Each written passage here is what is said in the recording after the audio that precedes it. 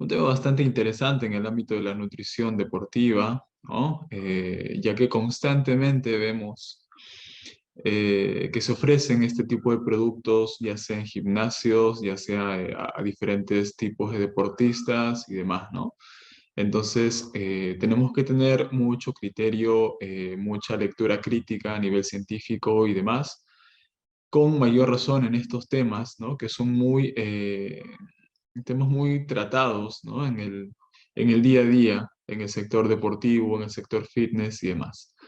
Así que vamos a dar inicio con la clase del día de hoy. Mi nombre es el nutricionista Jan Caso, soy especialista en nutrición deportiva, tengo un diplomado en nutrición deportiva en el Comité Olímpico Peruano, tengo la certificación antropometrista ISAC nivel 2 y hace poco hice un curso de posgrado en alimentación basada en plantas y deporte. Entonces, bien, vamos a dar inicio. Recordar que estamos en el contexto del curso de especialización, de actualización en nutrición deportiva. Ya estamos en la sesión número 4, ¿no? Ya vimos la sesión número 1, donde hablamos todo con respecto a a la introducción a la nutrición deportiva, definiciones básicas, actualizaciones, mitos y demás. Luego vimos el tema de fisiología también, que es importante recordar, ver algunos nuevos alcances con respecto a este tema, porque recordemos que la fisiología es la base, ¿no? Para poder entender esta simbiosis de la nutrición y del entrenamiento. Luego vimos también acerca de la evaluación nutricional, qué consideraciones diferenciales tenemos que hacer en la evaluación de un deportista, en la evaluación de una persona físicamente activa.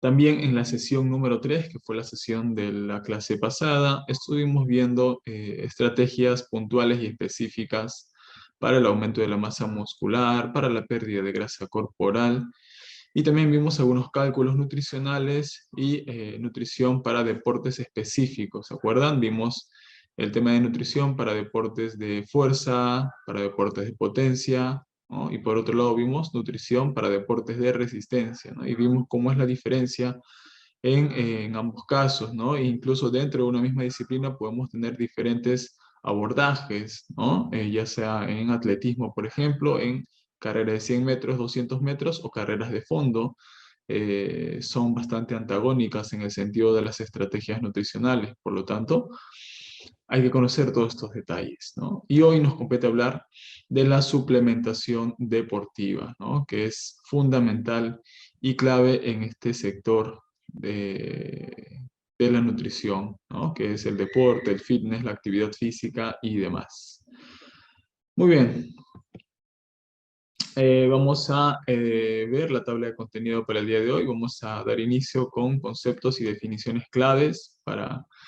a veces el error que se comete es definir mal, por lo tanto la definición de qué es un suplemento, qué es una ayuda ergogénica y demás son importantes para que podamos hilar todos los demás conceptos que vienen en las siguientes partes. Luego veremos las clasificaciones de los suplementos. Y estas clasificaciones, como vamos a ver más adelante, no dependen de un individuo o un profesional o un nutricionista o un médico, no. Estas clasificaciones se dan en base a consensos internacionales y clasificados por entidades y organizaciones de nivel global, como es el Instituto Australiano del Deporte, ¿no? O como es la ISSN en Estados Unidos. Entonces, hay entidades que hacen estas clasificaciones, ¿no? Son posturas académicas en base a estudios y evidencias científicas, como vamos a ver más adelante. Así que esto es importante, ¿no? ¿Qué suplemento tiene más evidencia? Eh, Estas entidades se encargan de hacer ese trabajo y nos muestran la clasificación de los diferentes tipos de suplementos. Luego veremos suplementos con evidencia número 1, suplementos con evidencia número 2, ¿no? Veremos unos temas específicos y detalles de suplementos de repente para mejorar el rendimiento deportivo y demás, ¿sí? Y luego veremos algunas conclusiones. Muy bien. A manera de introducción, recordar siempre esto, ¿sí? Entonces, saben que siempre inicio todas las presentaciones, las clases, los cursos con esta clasificación, ¿no?, que tenemos dentro de la nutrición, el deporte y la actividad física, los diferentes objetivos, los diferentes contextos que vamos a encontrar en este sector, ¿sí? Por un lado, recordar que tenemos a personas que buscan mejorar su salud con la actividad física y con una correcta alimentación, ¿no? Es el lado de arriba, el lado superior, ¿no? Entonces, estas personas en este contexto lo que buscan es primar la salud, ¿no?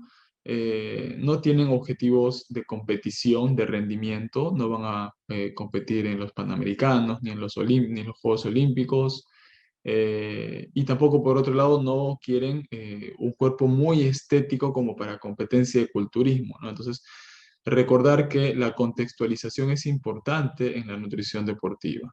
¿Por qué? Porque en base a la contextualización vamos a implementar los abordajes nutricionales, incluso hilando con el tema de hoy, la suplementación deportiva. Entonces, quizá en este contexto de salud, la suplementación deportiva pueda obviarse y pueda ser lo último a considerar, ¿no? En cambio, en los otros contextos, como en el rendimiento deportivo, en la estética corporal, puede que sea interesante prescribir algún suplemento, ¿sí? Entonces, vamos a analizar todo eso en base al contexto, no se olviden, al contexto. Por otro lado, tenemos el rendimiento deportivo, donde el objetivo del deportista de alto rendimiento es rendir al máximo, ganar la medalla, ganar la competencia, independientemente a veces de la salud, a expensas de la salud o a expensas incluso de la estética corporal. O sea, un deportista, no, su objetivo primario no es verse bien en el espejo, que tenga el six-pack y que esté bien definido, musculado, no. Su objetivo es tener la capacidad, ¿no? La composición corporal que le permita ser mejor en su deporte. Eso es su objetivo principal. Y por otro lado tenemos al objetivo de la estética corporal, ¿no? Y si lo llevamos más al lado de la competencia, al culturismo, al fitness y demás, ¿no? El objetivo de estas personas no es el rendimiento, ellos no van a correr 100 metros planos, no van a correr una carrera de fondo, no van a competir 90 minutos de juego, etcétera, etcétera. Ellos simplemente, su objetivo es verse bien a nivel estético, ¿no? Entonces, menos grasa corporal y mayor masa muscular. Entonces, como ven, son objetivos totalmente distintos.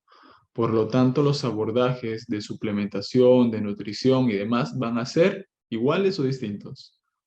Van a ser distintos porque los objetivos son diferentes. Y les decía, incluso dentro del rendimiento deportivo tenemos diferentes deportes.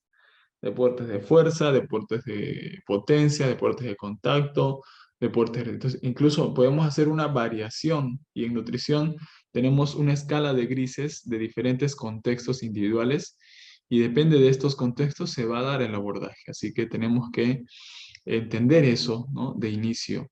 ¿Vamos? Y en la suplementación aplica lo mismo.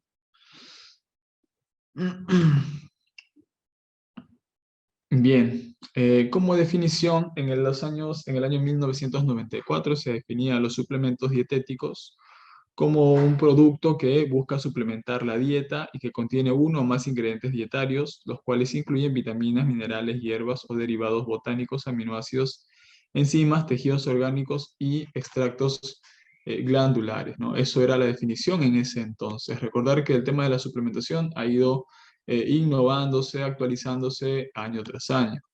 Luego, la FDA la define, ¿no? Como los suplementos dietéticos solo son destinados al consumo por vía oral, ¿no? Y no pueden ser promovidos para otras formas de administración, como por ejemplo inyectables. Un inyectable no es un suplemento dietético, es un fármaco, ¿no? O otras formas de administración como el sublingual, intranasal, transdérmico, inyectable, etcétera, etcétera. Además, estos pueden ser en diferentes formas, ¿no? Comerciales, el tema de los suplementos. Sí pueden ser en tabletas, cápsulas, geles, líquidos, polvos y barras, más no en las formas de administración mencionadas anteriormente.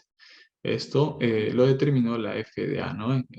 más o menos en el 94, 95.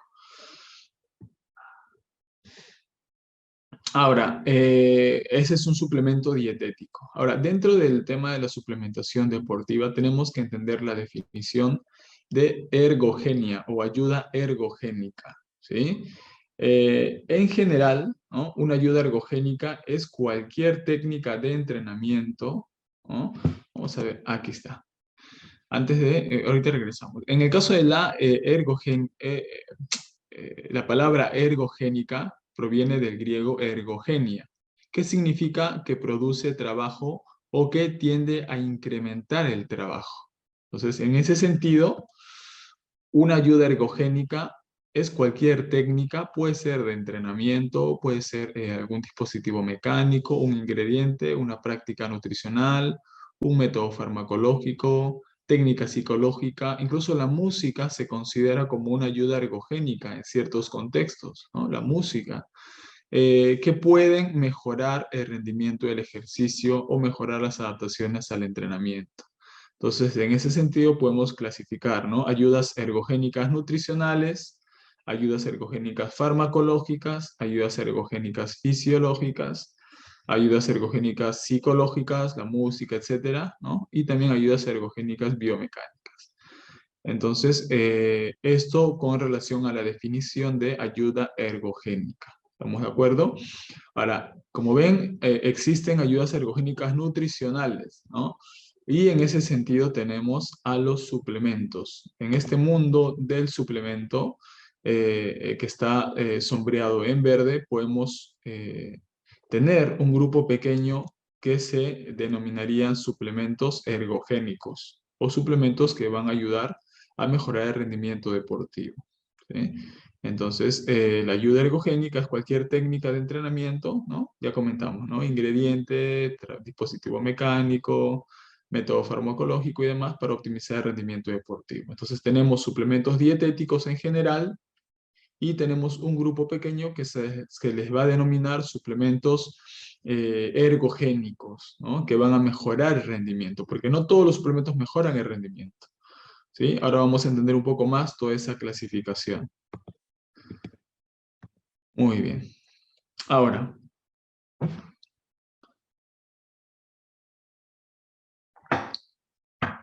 el tema de la suplementación, recordar que es una industria gigantesca, ¿sí? Y que cada año va aumentando mucho más con esta popularización, ¿no? Del cuidado del cuerpo, del entrenamiento, del deporte, del fitness y demás, ¿no? Vemos que cada año tras año se van abriendo más sedes de gimnasios, entonces la industria de la suplementación también está creciendo hace ya muchos años a pasos agigantados. Y por lo tanto, se espera que para el año 2025, más o menos, la industria global de los suplementos mueva cerca de 195.000 billones de dólares al año, ¿no? Convirtiéndose en uno de los principales mercados en el rubro de alimentación, cerca al mercado de los productos farmacológicos, ¿no? Este fenómeno comercial, ¿no? Se respalda en el creciente interés de la población por temas de la salud, cuidado personal y el fitness, ¿no? Y esto se extrapola a todos los grupos etarios, ¿no? Se ha puesto muy de moda hace algún tiempo el colágeno, por ejemplo, se ha puesto muy de moda la vitamina C, no sé si han oído de más de un familiar, persona cercana, ¿no? Hablar de la vitamina C, del colágeno, personas adultas, ¿no? Recomendándose unas a otras todos estos temas, ¿no? Así que esto escapa, el tema de la suplementación ya no es únicamente para el sector deportivo, sino también para todos estos grupos, ¿no? Grupos etarios. Así que estar informados es fundamental, queridos estudiantes, estar bien capacitados, tener un criterio crítico, ¿no? Con respecto a esta industria.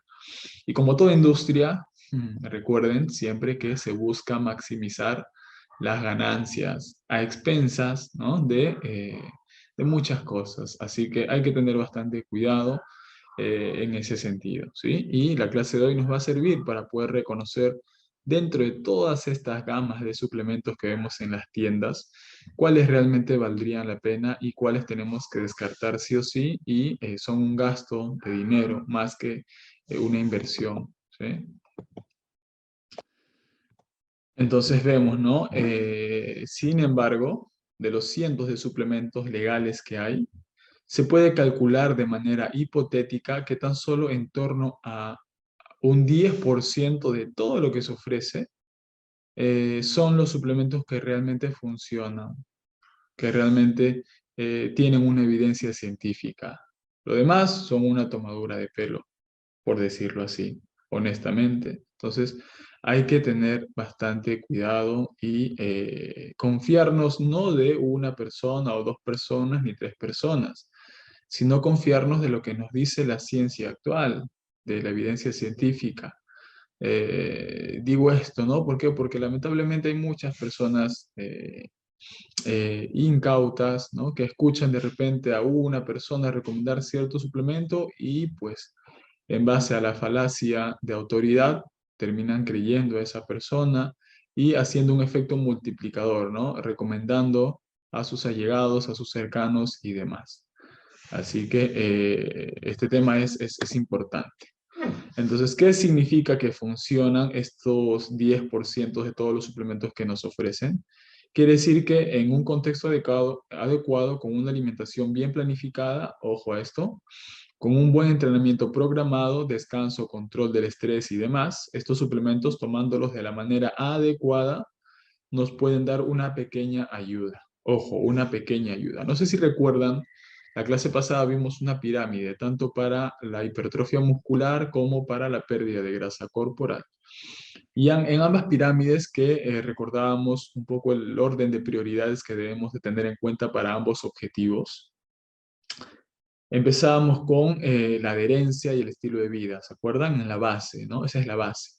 Luego íbamos detallando, ¿no? Un superávit calórico o un déficit calórico, según sea el caso, distribución de macronutrientes, proteínas, carbohidratos y grasas, estrategias del timing nutricional y por último está el considerar la suplementación. Por último, ¿no? Tanto en hipertrofia como en pérdida de grasa. Es lo último que hay que considerar. Sin embargo, comentaba también en esa clase que a veces las personas giran esa pirámide, ¿no? Y lo primero que te preguntan es ya, ¿qué suplemento voy a consumir? ¿No? En algunas épocas de estudiante que yo era entrenador, recuerdo eso, ¿no? Que las personas nuevas se matriculaban e inmediatamente, ¿no? Antes de preguntar qué es lo que voy a comer, a qué hora tengo que descansar y demás, preguntaban, ¿y qué suplemento voy a consumir? Entonces, creyendo que el suplemento pues hace milagros, ¿no? Y pues si uno es realmente honesto con uno mismo, pues recuerde, hace presente, ¿no? Que más allá del suplemento, lo que importa es el estilo de vida, la alimentación, el descanso y demás. Pero si quiero vender el suplemento, pues voy a decir maravillas del suplemento, ¿no es cierto?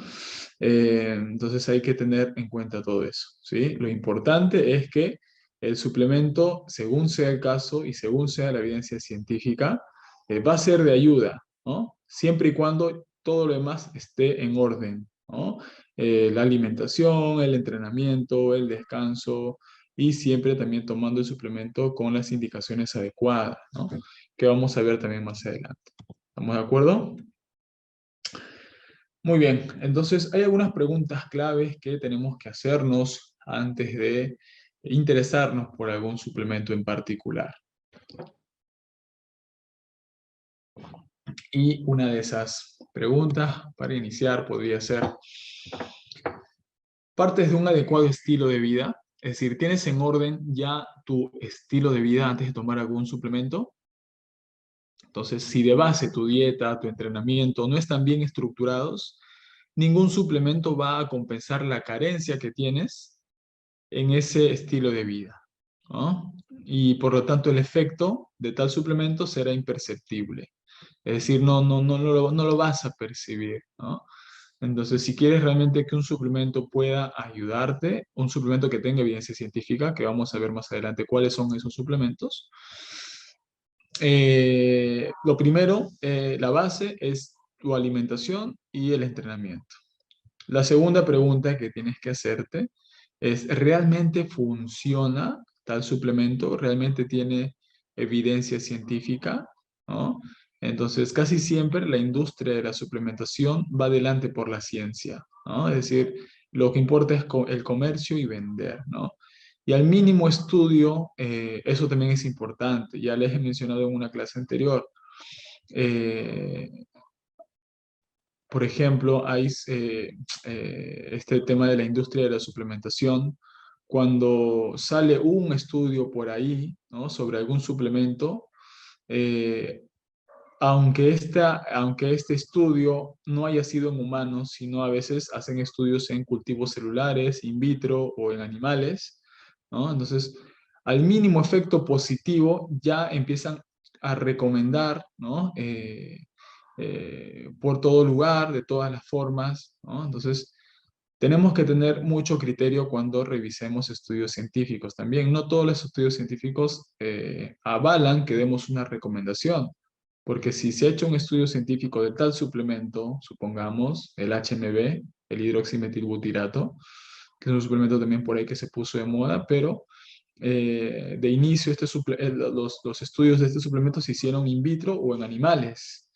Entonces, que tenga efecto en in vitro o en animales no quiere decir que va a tener un efecto en humanos. A eso me refiero. Entonces, hay que tener en cuenta el diseño de estudio, si es que es un estudio de casos, si es un ensayo controlado aleatorizado, si es una revisión sistemática, si es un metaanálisis. Entonces, eso es importante, ¿no? No cualquier estudio avala que ya la recomendación es total, ¿no? Entonces, para que podamos llegar a una verdad en la ciencia, no basta con uno, dos o tres estudios. Tiene que haber un cuerpo de evidencia, es decir, tiene que haber más de 30 estudios que avalen tal estrategia. Allí recién podemos decir, ah, bueno, entonces creo que este suplemento sí valdría la pena. Pero un estudio por ahí, y además que no haya sido en humanos sino en animales, no podría eh, sustentar, ¿no? El uso de tal suplemento.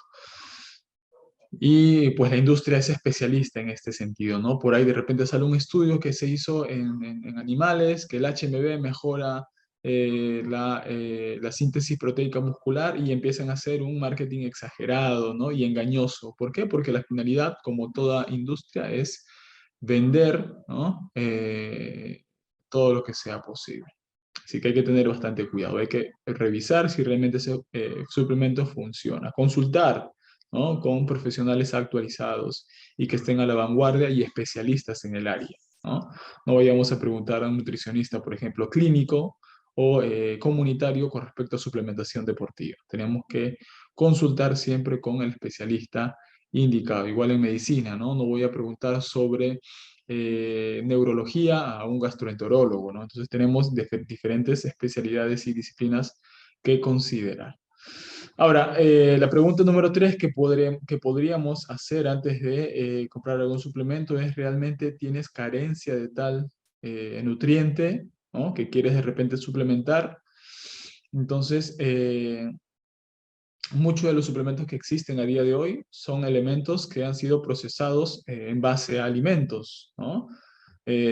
Así que aportar un extra de ellos mismos no supone ningún beneficio añadido. Entonces, por ejemplo, los suplementos de proteína en el 90% de casos no son necesarios. ¿Por qué? Porque se puede cubrir esa proteína con alimentos, ¿no? Se puede llegar al requerimiento de proteína con alimentos y no ser necesario el tema del suplemento. Entonces, hay que preguntarnos si es que realmente hay una carencia o no. ¿Sí? Pregunta número 4.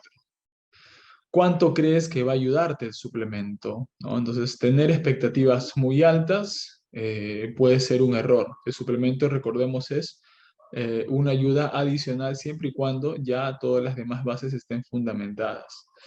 Además, hay suplementos a veces muy caros, de alto coste, ¿no? Que aunque funcionen, ¿no? La medida en la que lo hacen es tan baja que no merece la pena gastar ese dinero por tomarlo. ¿Sí?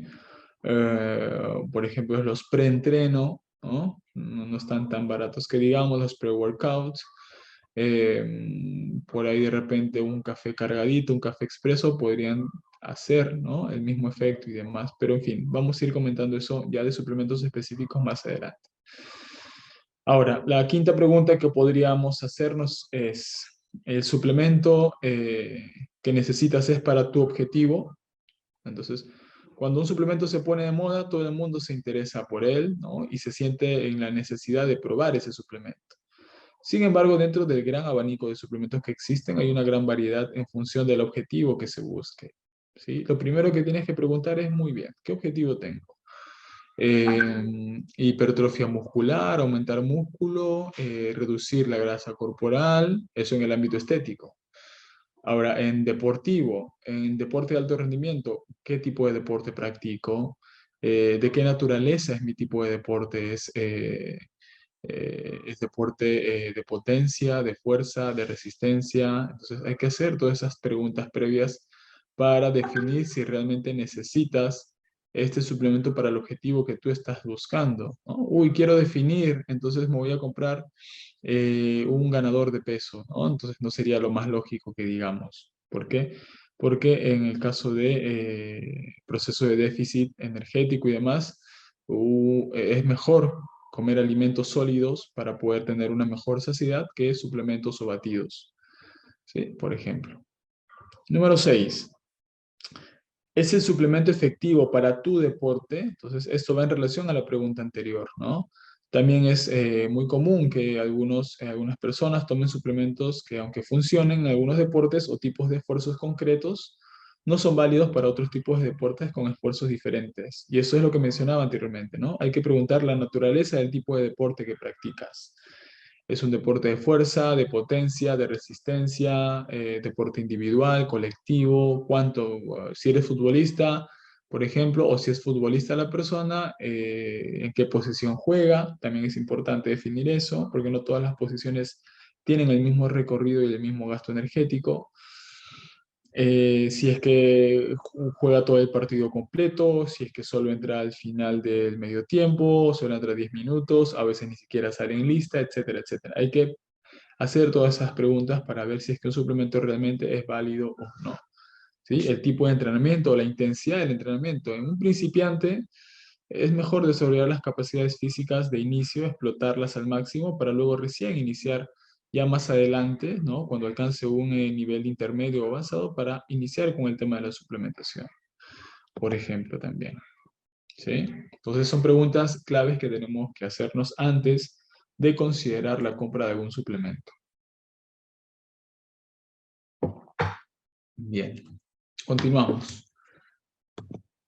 Pregunta número 7 que tenemos que hacernos antes de interesarnos por algún suplemento. ¿Lo tomas durante el tiempo mínimo? ¿No? ¿Cómo resolvemos esta pregunta? Tenemos que saber que hay suplementos que empiezan a hacer efecto a partir de cierto tiempo, ¿no? Desde el inicio de la ingesta, ¿no? A veces se observa cómo algunas personas inician la suplementación con algún suplemento y la dejan antes de poder observar beneficios. Tal cual, hay suplementos que su efecto es inmediato y hay otros suplementos que funcionan a largo plazo, por acumulación. Un ejemplo claro es la creatina, ¿no?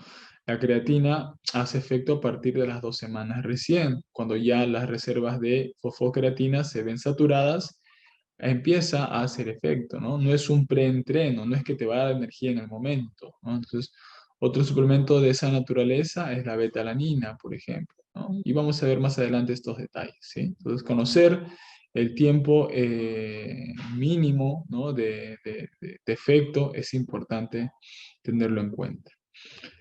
Pregunta número 8. ¿Tomas la cantidad suficiente? Entonces hay que saber las dosis exactas para cada persona según qué suplemento vaya a ingerir, ¿no?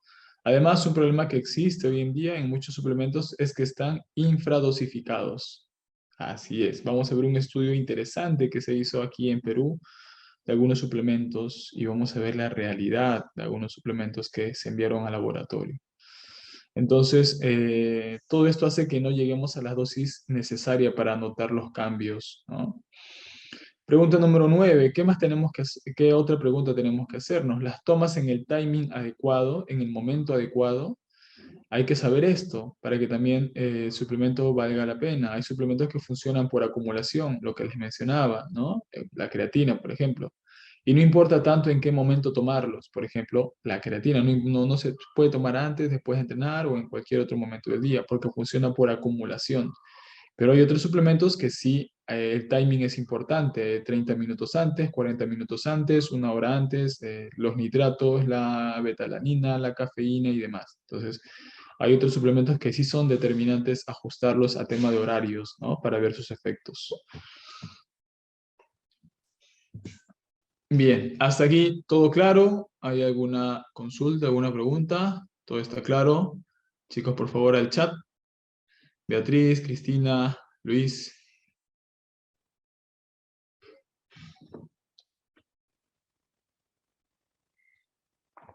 ¿Cómo vamos? ¿Todo claro? ¿Se está entendiendo bien? Cristina, sí, todo claro. Muy bien, gracias. Todo caro también. Los suplementos están caros, así que es mejor alimentarse bien. Eh, Muy bien, entonces parece que todo vamos bien. Vamos a continuar. Igual cualquier pregunta o duda con respecto a lo que vaya explicando, por favor, lo hacen al chat o pueden abrir sus micrófonos también sin ningún problema y hacer la consulta necesaria. ¿Sí? Muy bien, gracias Beatriz, todo claro, excelente. Y la última pregunta en todo este espacio de introducción es, ¿el suplemento tiene efectos secundarios? ¿Es seguro? ¿Es legal? Y tenemos más de un ejemplo conocido, ¿no? Hace 5 o 6 años, ¿no? Se dio un problema de dopaje. No estoy hablando del caso de Guerrero, antes incluso, y aquí en Perú, ¿no? De los que pues, recuerdo, porque a nivel global hay muchos casos de futbolistas que se vieron, o de futbolistas y deportistas en general, ¿no? Deportistas de alto rendimiento que tienen que pasar estas pruebas de dopaje, ¿no? En los deportes olímpicos esto es obligatorio, ¿no? El tema de los dopajes y demás. Entonces, hay casos conocidos y otros tampoco no tan conocidos por ahí, que hay contaminación, ¿no? Hay dopaje positivo por el uso de ciertos suplementos, ¿no? Es fundamental conocer los efectos secundarios que un suplemento pueda tener y saber en qué casos, en función del contexto y perfil de cada uno, es seguro, ¿no? Suplementar o no con dicho suplemento. O si puede ser nocivo para la salud, ¿no? Y también si no está dentro de la lista prohibida de la WADA, ¿no? Hay una lista prohibida de la WADA. Ustedes pueden entrar a la página oficial y ver todos los componentes prohibidos que dan doping positivo para los deportistas. Ha habido casos, ¿no? Tanto el caso reciente de Paolo, el caso de otros futbolistas del medio nacional que yo conozco también, ¿no? Que por tomar un suplemento por ahí que recomendaron, un suplemento y aparentemente inofensivo, ¿no? Pero tenía ciertos ingredientes contaminantes que daban positivo en el doping. Así que cuando se trabaja con deportistas de élite o deportistas de alto rendimiento, hay que tener mucho cuidado en ese sentido, ¿sí? Y también recordar que tenemos que preguntarnos si el suplemento tiene algún efecto secundario o es seguro. Los pre-workout, los pre-entreno a veces tienen dosis altas de cafeína, ¿no? Y demás, que en ciertas personas les suele causar alteraciones a nivel cardiometabólico, ¿no? Entonces cardiovascular y demás. Así que hay que tener en cuenta todos esos detalles, ¿no? Las dosis, los efectos secundarios, si es seguro o no es seguro, ¿no? Algunas personas, por ejemplo, también algunos ganadores de peso suelen tener con problemas de acné y demás. Así que hay que tener todo eso en cuenta si es que el suplemento se adecua al contexto particular de la persona que lo vaya a utilizar, ¿sí? Bien, entonces eso todo con respecto a la introducción, ¿no? De la suplementación deportiva. Ahora vamos a este segundo apartado que tiene que ver con la clasificación, ¿sí? La clasificación de los suplementos. Y bueno, entre las instituciones más importantes que elaboran consensos e investigan el consumo de suplementos dietéticos para fines de adaptación física, para fines deportivos, los que más destacan es la Sociedad Internacional de Nutrición Deportiva, que es la ISSN, y el Instituto Australiano del Deporte, ¿no? Estas entidades, estas instituciones, sugieren clasificar a los suplementos dietéticos principalmente según el grado de evidencia científica que tenga. Si un suplemento tiene vasta evidencia científica, más de 100 artículos que hayan estudiado tal suplemento, pues tienen una evidencia alta, ¿no? Y si hay un suplemento que tiene dos, tres estudios por ahí y que de los tres estudios, dos sean en animales y uno en humanos, pues su evidencia es baja o alta, muy baja, ¿no? Entonces, estas entidades, ¿no? Sugieren clasificar los suplementos de esa manera, ¿no? Que la evidencia científica pueda respaldar su uso y también en función a los fines y a las condiciones de uso. ¿Sí? Y claro, para apoyarse de la evidencia científica, tenemos que conocer los diferentes tipos de estudios que hay, ¿no? Ya les mencioné, me parece, en alguna clase pasada, esto de saber reconocer la evidencia científica, el diseño del estudio, la metodología, ¿no? Porque si tú entras a las academias virtuales, a los buscadores de papers virtuales, vas a encontrar todo tipo de estudios, ¿no? Que justifican a veces ciertas malas prácticas. Pero es en esos casos en que uno tiene que tener cierto criterio crítico para evaluar los diseños de los estudios. No es lo mismo un estudio de caso, que es un estudio de una persona en particular, ¿no? De un deportista, ¿no? A un estudio de repente de un grupo, de una muestra de 100 personas, ¿no? O un ensayo controlado aleatorizado, ¿no? O un metaanálisis, que es un estudio de estudios, o una revisión sistemática. Entonces, lo que tenemos que considerar en estos casos es el diseño del estudio.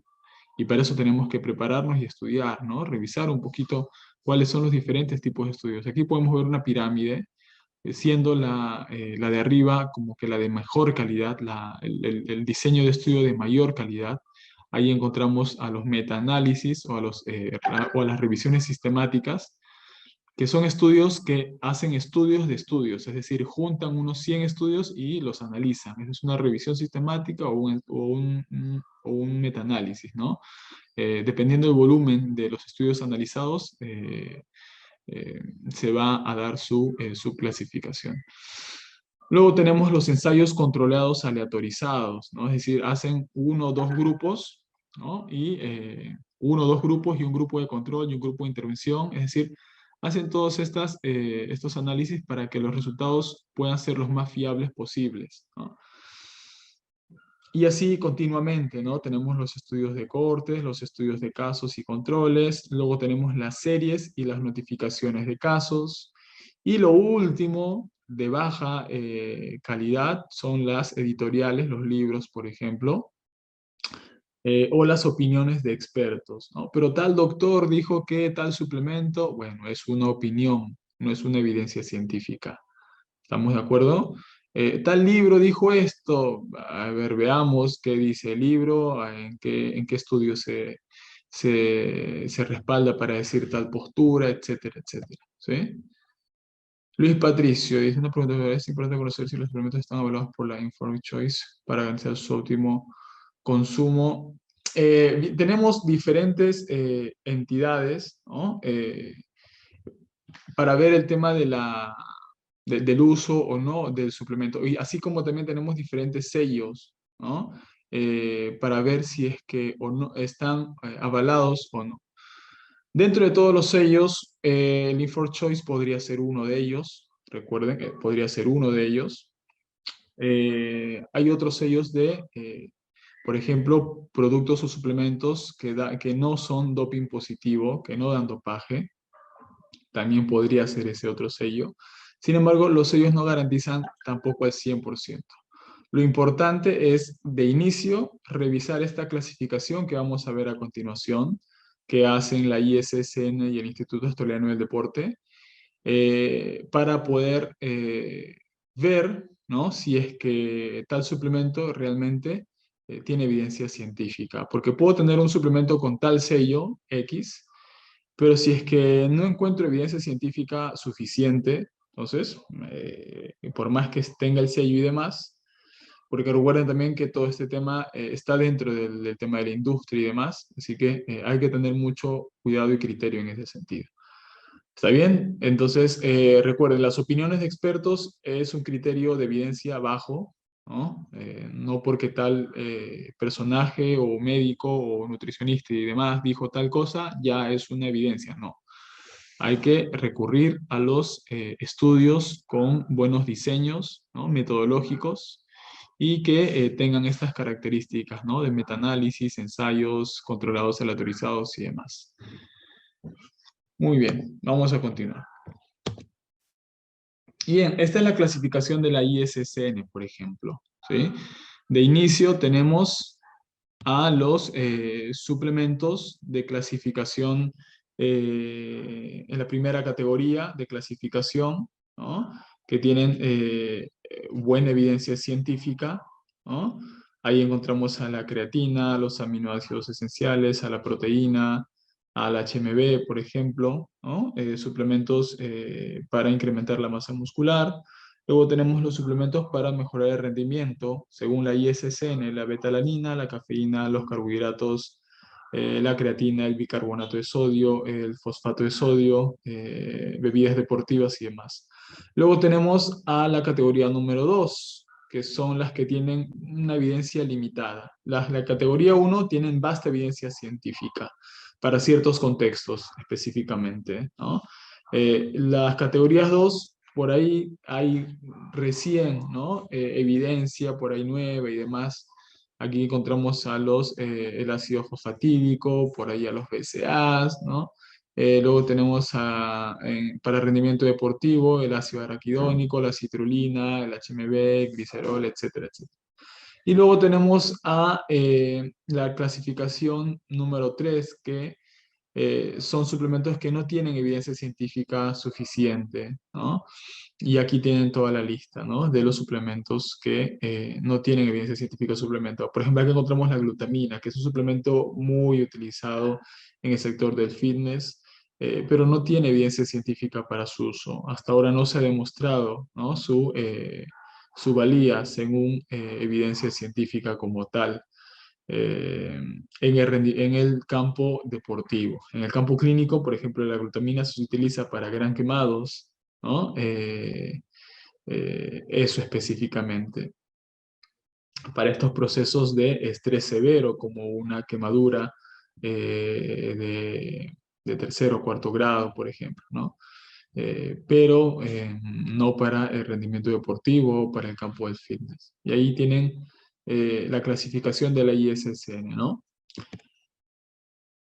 El grupo A, recuerden, el grupo 1, la categoría 1, evidencia fuerte, ¿no? La categoría 2, evidencia limitada, y la categoría 3, evidencia pobre o sin evidencia que apoya la eficacia o seguridad de tal suplemento, ¿sí? Y luego tenemos a la clasificación del Instituto Australiano del Deporte, que es la que más me gusta porque es más clara y más detallada, ¿sí? Y eso es lo que vamos a detallar el día de hoy. En el caso de la clasificación del Instituto Australiano del Deporte, tenemos 4 grupos. El grupo A, que son los suplementos que tienen evidencia fuerte para su uso en situaciones deportivas específicas y usándolos con los protocolos establecidos. Luego tenemos el grupo B, que son los suplementos con evidencia nueva, evidencia emergente, con pocos estudios, pero que requiere más investigación. Podrían ser considerados de repente para el uso bajo un protocolo de investigación o en un caso de monitoreo y demás. Luego tenemos los suplementos del grupo C, que la evidencia no respalda el beneficio de su uso en atletas o no existen investigaciones que orienten un posicionamiento. Y las del grupo D, que son sustancias vetadas o que tienen un gran riesgo de contaminación con sustancias que llevan a dar positivo en las pruebas de dopaje. ¿Sí? Entonces, aquí tenemos esta clasificación que podemos considerar, ¿no? Para el estudio del día de hoy. Grupo A, Grupo B, Grupo C y Grupo D. ¿Sí? Muy bien.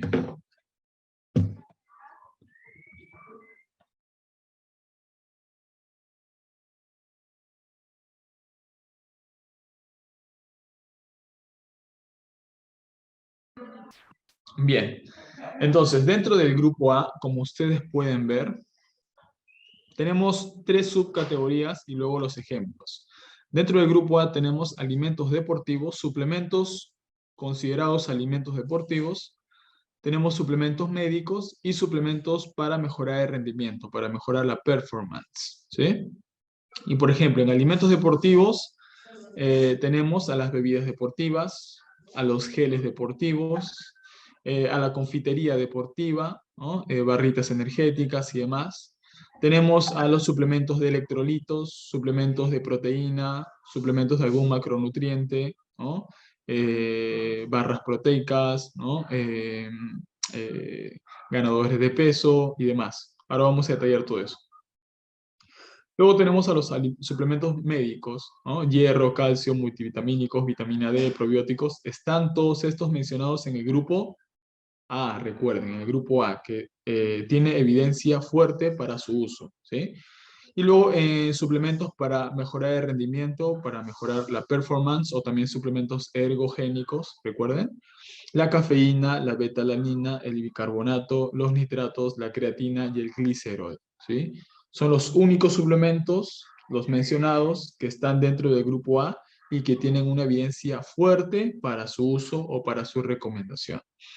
Luego tenemos a los suplementos del grupo B, ¿no? Y ahí pueden encontrar, recuerden que el grupo B es con evidencia emergente, recién se van haciendo investigaciones y demás, y su uso todavía puede ser limitado, no es recomendado. ¿Estamos de acuerdo? Ahí tenemos al colágeno, por ejemplo, ¿no? Que hoy en día se recomienda por todo lado. La carnitina, ¿no? No tiene evidencia científica sustentable, ¿no? Pero se vende por doquier en los gimnasios, ¿no? La carnitina, los quemadores de grasa. El HMB, ¿no? También, que sus estudios se han hecho en adultos mayores y por lo tanto no se puede extrapolar para una población joven o físicamente activa, ¿no? En adultos mayores puede que sea interesante, ¿no? Pero si tú no tienes 70, 80 años, suplementarte con HMB no tendría mucho sentido que digamos. Las cetonas o aceites de pescado, la curcumina, el zinc, la vitamina C, los BCAAs, la leucina, o sea, no tienen evidencia suficiente para su recomendación, ¿sí? Igualmente la vitamina C, la vitamina E y demás, ¿no? Entonces hay que ver, ¿no? La realidad de la evidencia científica de estos suplementos que a veces son recomendados por doquier. Luego tenemos en el grupo C, ¿no? Todos los suplementos nuevos o por ahí medio raro que veamos están dentro de esta clasificación, ¿no? Grupo C. ¿Por qué? Porque no están referidos o eh, no se usan de la manera adecuada. Luego tenemos en el grupo D, ya son los suplementos que dan doping positivo, las prohormonas, ¿no? Los SARMs, los moduladores metabólicos, los estimulantes, la efedrina, por ejemplo, ¿no? Dan doping positivo, ¿no? Y también su uso podría ser nocivo para la salud. Bien, entonces vamos a enfocarnos en esta clase de hoy, no en todos los suplementos del grupo B, C y D. Nos vamos a enfocar en los suplementos que realmente tienen evidencia científica, como son los suplementos que están en el grupo A. ¿Estamos de acuerdo? Bien, en el grupo A tenemos a los suplementos denominados alimentos deportivos. No tienen el efecto de mejorar el rendimiento. Son alimentos que pueden suplir, ¿no? Ciertos nutrientes o estrategias específicas para cubrir, ¿no? Los macronutrientes, proteínas, carbohidratos y demás, ¿sí? Por ejemplo, tenemos a las bebidas deportivas, ¿no? Que son ricas en carbohidratos, ¿no? Y en electrolitos. Tenemos a los geles deportivos, ¿sí? Esto se utiliza mayormente en deportistas de fondo o en ciclistas de ruta, en Ironman, triatlón y demás, que requieren de recargas de hidratos de carbono cada hora, aproximadamente entre 60 a 90. Entonces no voy a darle un plátano o una comida a media carrera, ¿no? Entonces para eso los geles deportivos aportan ese hidrato de carbono que ellos necesitan durante la carrera. Luego la confitería deportiva, las barras deportivas, las gomitas deportivas y demás también se puede utilizar y están dentro de del grupo A de los alimentos deportivos. Las barras deportivas, no son bares deportivos, son barras deportivas. Los suplementos de electrolitos específicos y aislados, los suplementos de proteína aislada, aquí tenemos a la proteína, ¿no? Que están dentro del grupo A, así que su uso tiene evidencia científica, pero más adelante vamos a ver que no todos los suplementos de proteína son iguales. Hay que tener otro criterio de análisis para poder saber elegir adecuadamente un suplemento de proteína. Y luego tenemos a los suplementos mixtos de macronutrientes, es decir, un ganador de peso, ¿no? Que tiene proteína, carbohidratos y grasa, ¿no? Entonces, hay que ver todo eso, ¿no? Luego tenemos, dijimos, a los suplementos médicos, el hierro, el probiótico, los probióticos, el calcio, la vitamina D, están dentro del grupo A y su uso estaría adecuado, ¿no? Luego tenemos a los suplementos para mejorar el rendimiento, la cafeína, la betalanina, los nitratos o el jugo de remolacha o de beterraga, el suplemento, pero luego el bicarbonato de sodio, la creatina y el glicerol. Vamos a detallar también el uso de cada uno de ellos, ¿sí? Su dosis, el tiempo de uso, cuánto tiempo antes y demás, ahora lo vamos a ver. Bien, entonces ya hemos visto la clasificación. Recuerden que los del grupo A son los suplementos con mayor evidencia científica y que su uso es seguro y recomendable, ¿sí? Todos los demás que están en el grupo B, C y D, su evidencia es limitada y su uso no sería recomendable o no valdría tanto la pena el tema de la inversión. Bien, empezamos con el caso de las bebidas deportivas, ¿no? Las bebidas deportivas están diseñadas para proporcionar una cantidad equilibrada tanto de hidratos de carbono como de líquidos también, y estos van a permitir que el atleta, el deportista, se rehidrate, ¿no? Y también a la vez recargue combustible, recargue carbohidratos, ¿no?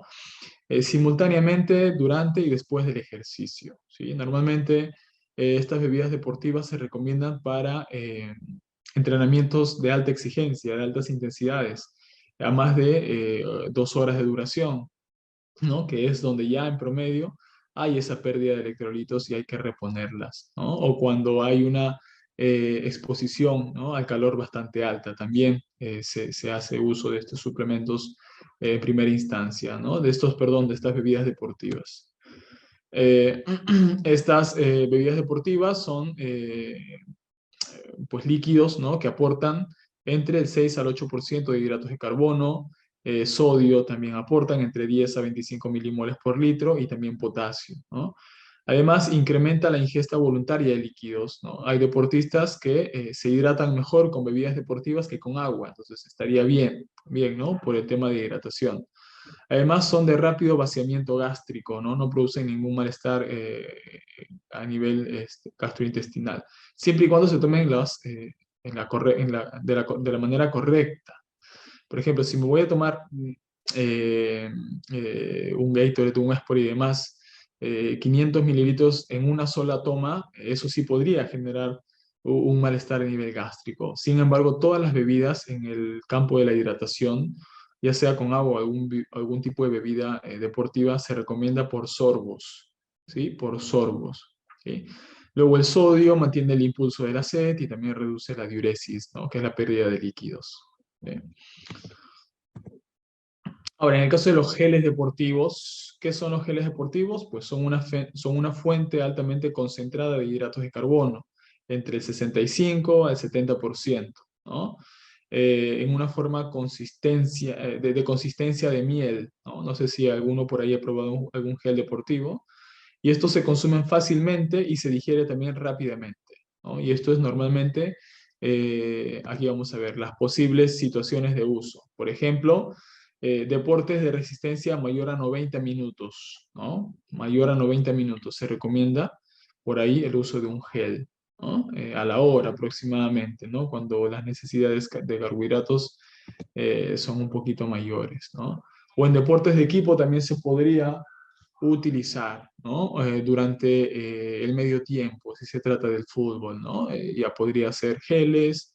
Normalmente, yo que ya estuve y tuve la experiencia en fútbol profesional, normalmente en el camerín, no todos los deportistas consumen geles, por así decirlo. Lo que uno tiene que hacer es brindarle todas las opciones de hidratos de carbono de rápida absorción, ¿no? Y ahí en el medio tiempo, en el camerín, ponemos geles, ponemos barritas energéticas, ponemos fruta también, ponemos miel, ponemos confitería, ¿no?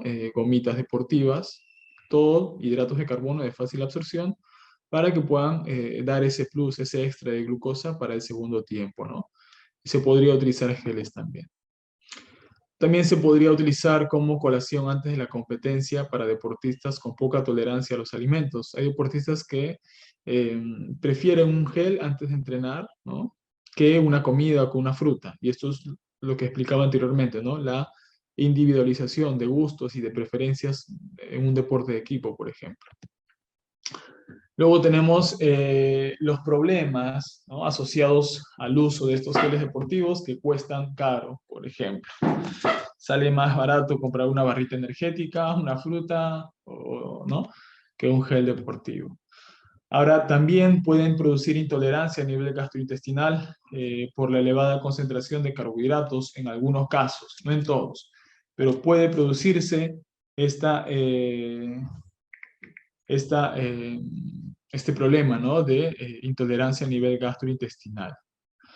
Luego también estos geles concentrados en hidratos de carbono han de consumirse con una buena cantidad de líquidos para evitar estos problemas a nivel gastrointestinal, ¿sí?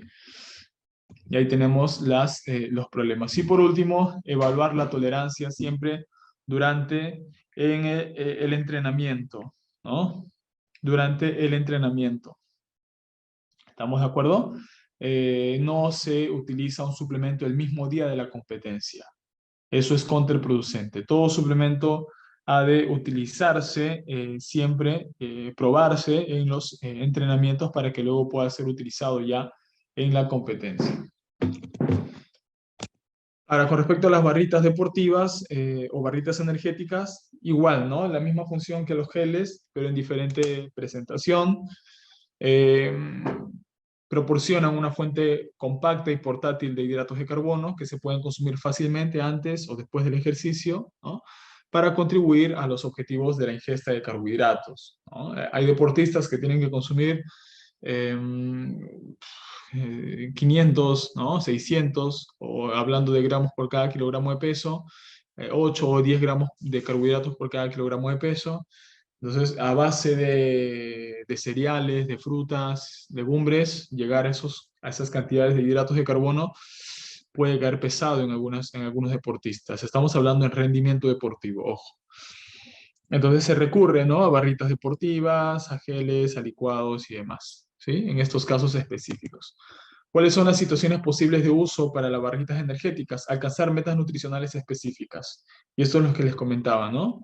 Ahora mismo, ¿no? Hay situaciones en las que los deportes, por ejemplo, en natación de alto rendimiento, natación profesional, el entrenamiento normalmente es de 2, 3 horas, incluso a más, ¿no? Se suele llegar a gastar hasta 6.000, 7.000 calorías en deportistas de alto rendimiento.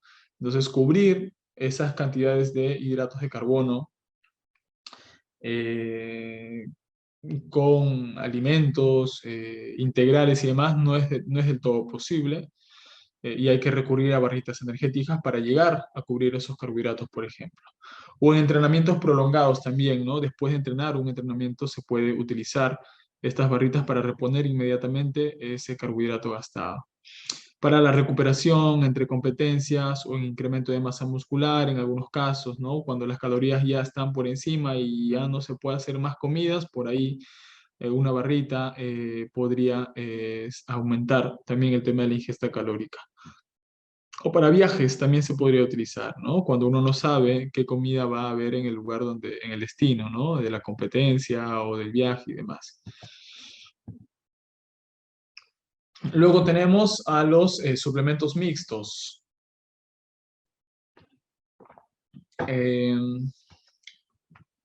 que van a proporcionar, ¿no?, los diferentes macronutrientes de una forma compacta y práctica, ¿no?, en un batido, en cantidades variables de proteína y carbohidratos, ¿no?, además de micronutrientes también. Para su uso, normalmente se tiene que utilizar en situaciones en las que se puede ser poco práctico para comer, ¿no?, o acceder a alimentos integrales, o cuando se suprime el apetito y uno quiere llegar a cubrir de todas maneras los nutrientes del día y de repente no tengo tanto apetito, por ahí un batido puede ser más tolerable, ¿no? En el sentido de estos suplementos mixtos. O cuando se va de viaje, lo que les mencionaba anteriormente también, ¿no?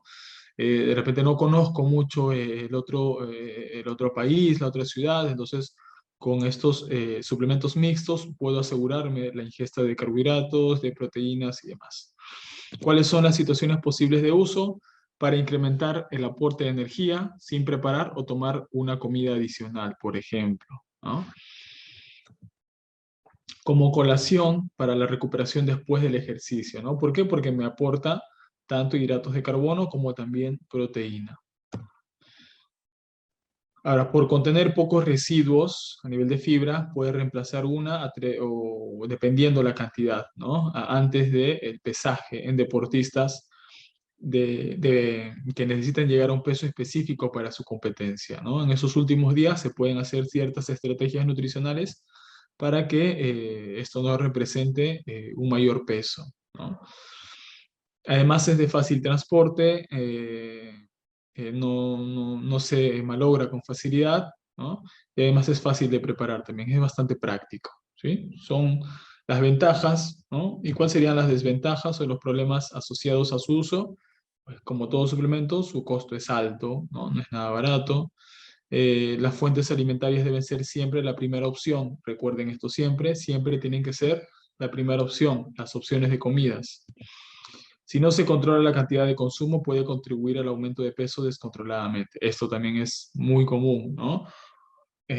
Por ejemplo, al inicio comentaba, ¿no? En pérdida de grasa, no sería inteligente consumir batidos en pérdida de grasa. ¿Por qué? Porque los batidos o los suplementos mixtos no me dan saciedad, ¿no? Por el tema de su digestibilidad, ¿no? Su digestión rápida, por la forma y la consistencia en la que se ingiere, ¿no? Líquida.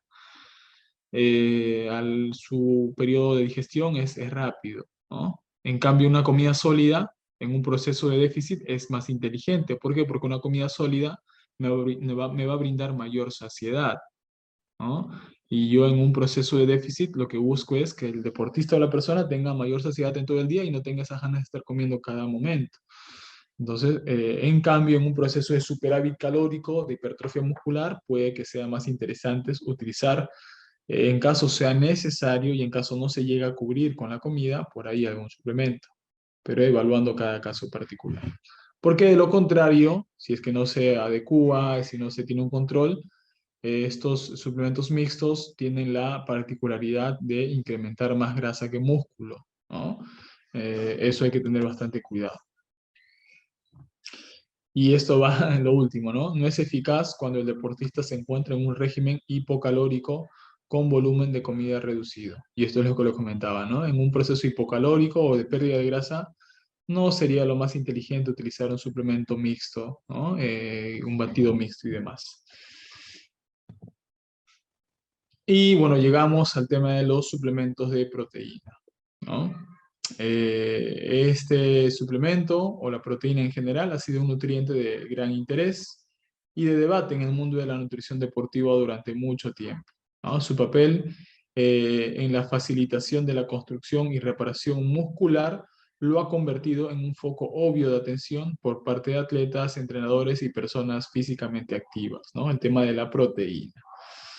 Y tenemos el famoso suplemento de proteína, ¿no? Tenemos diferentes presentaciones nacionales, importadas y demás, ¿no? Ahora tenemos diferentes clasificaciones de proteína, ¿no? Las concentradas, las aisladas y las hidrolizadas. Pero hasta aquí quiero saber si todo está claro. ¿Hay alguna pregunta, alguna consulta, alguna duda, muchachos? ¿O seguimos? Bien, entonces vamos dejando las preguntas para el final y vamos a continuar, ¿sí? Bueno, en el caso de las proteínas tenemos en primer lugar la proteína concentrada, ¿no? Es un producto compuesto principalmente por proteínas globulares de alto valor biológico extraídas del suero de leche y su concentración es en promedio entre el 35 al 89% de concentración de proteína, ¿no? Hay algunas que pueden tener 35, 40, 70, otras 80 y demás. Aún se denominan proteínas concentradas. Además, mantienen la lactosa, ¿no? El azúcar de la leche. Es generalmente comercializada y utilizada como suplemento dietético para la actividad deportiva, especialmente con el objetivo de desarrollar fuerza o aumentar la masa muscular, debido a su papel principal que tienen las proteínas en el proceso de la resíntesis muscular. ¿Sí? Bien. Entonces, las concentradas todavía mantiene ahí hidratos de carbono, ¿no? Provenientes del azúcar de la leche, ¿no? Que es la lactosa y demás.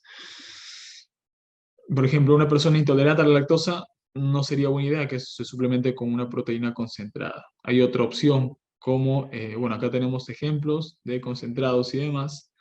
Hay otra opción, como es las proteínas aisladas, ¿no?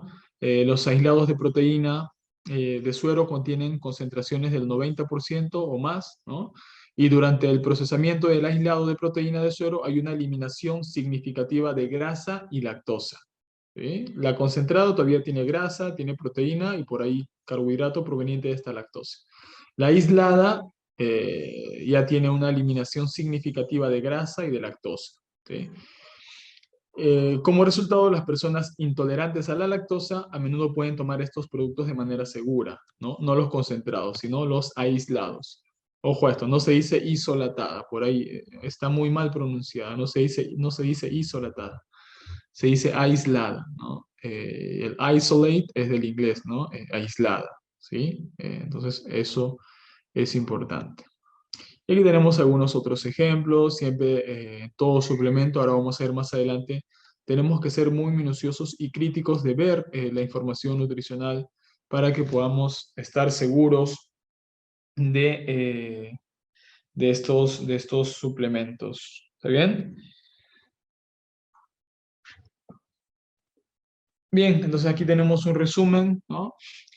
Proteína concentrada entre el 35 al 89%, ¿no? Tiene todavía lactosa y tiene grasa de la leche, ¿no? Lactosa entre un 10 y 50%, dependiendo cada suplemento, y grasa entre el 2 y 10%.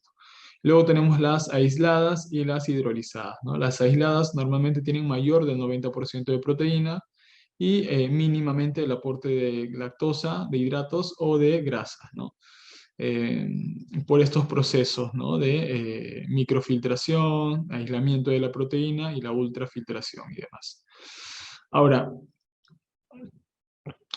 ¿cuál es mejor? Aquí les menciono un estudio donde compararon, ¿no? Es un metaanálisis, como ustedes pueden ver, metaanálisis, aquí vamos a acercar. Recuerden la pirámide de diseños de investigación, de diseños de estudio. El metaanálisis es un diseño altamente calificado, ¿no? Está en la cúspide de la pirámide de evidencia científica, de diseño de estudio, ¿no? Entonces, aquí tenemos un metaanálisis que comparó la proteína hidrolizada, aislada y la proteína concentrada. ¿eh? Los resultados fueron que no hubo diferencias, no hubo diferencias, así que ninguna es mejor que la otra. Simplemente se va a adaptar al caso, al contexto particular, ¿no? De la persona. Si tengo una persona que es intolerante a la lactosa, bueno, le puedo dar una aislada. Pero si es una persona que puede tolerar la lactosa, no habría ningún problema que se suplemente con la proteína concentrada, ¿sí? Porque al final a veces se compra una proteína aislada porque quiere una proteína con pocos hidratos y al final lo termina combinando con su jugo de fruta. Entonces, ¿qué sentido tiene, no? Entonces, simplemente la diferencia es un poco el aporte de grasas y la lactosa, ¿no? Pero si no hay problema con respecto a esos problemas anteriores, se puede consumir la concentrada sin ningún problema. Tiene el mismo efecto de mejorar la masa muscular y la composición que una aislada o una hidrolizada. Así que no hay ningún problema en ese sentido.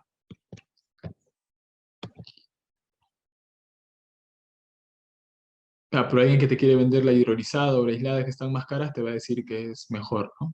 Pero como tú ya asististe a la clase de suplementación deportiva, pues ya no te vas a dejar engañar. Muy bien, continuamos. Hace algunos años, 2011, 2012, se hizo esta publicación.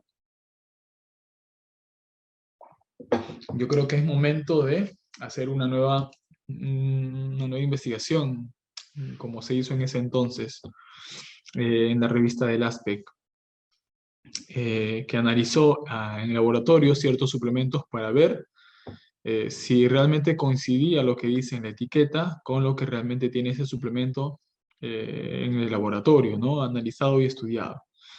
Es momento de replicar ese estudio, creo. Vamos a hacer el esfuerzo para que en el 2022 hagamos una comparación como se hizo en ese entonces, ¿no? Se analizaron 5 muestras. ¿Cuáles fueron los resultados? Miren, se analizaron suplementos nacionales. Por ahí ustedes van a reconocer algunos que todavía se mantienen a día de hoy y otros que ya desaparecieron en el camino. La Whey Power de Alimentos Nutritivos de Perú, la Whey Protein de Strong Life, la Nitro Whey, por ahí esto se les hace familiar, el Amino Whey de Sky, ¿no? Que también es el mismo de Winner, y la ASN Total, ¿no? Y aquí ustedes pueden ver lo que se evaluó, el peso, la presentación de cada uno de ellos, de 1 kilo, kilo 200, kilo 250, de medio kilo, de 1 kilo. La empresa, bueno, ahí está, ustedes ya lo pueden ver. El costo, ¿no? Ahí 110, 95, 90, 49, 93 y demás. ¿Dónde se compraron? Etcétera. ¿Cuánto es lo que declara en el rotulado con respecto a la proteína? La SN total declaraba en su etiquetado tener 64 gramos de proteína.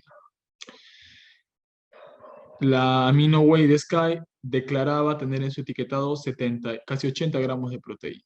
La Nitro Whey declaraba tener 80 gramos de proteína. La Whey Protein de Strong Life, 80 gramos de proteína. La Whey Power también 80.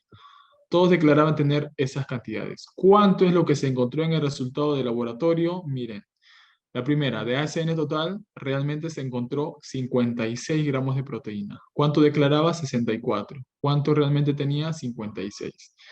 La otra proteína, declaraba tener 79.3. ¿Cuánto es lo que realmente tenía? 58 gramos de proteína. La otra proteína Nitro Whey, declaraba tener 80 y realmente tenía 29 gramos de proteína. La Whey Protein declaraba tener 80 y realmente tenía 52 gramos de proteína. La Whey Power declaraba tener 80 y realmente tenía 45.6 gramos de proteína. Entonces, ahí se las dejo para que ustedes puedan evidenciar, ¿no? Con respecto a esto.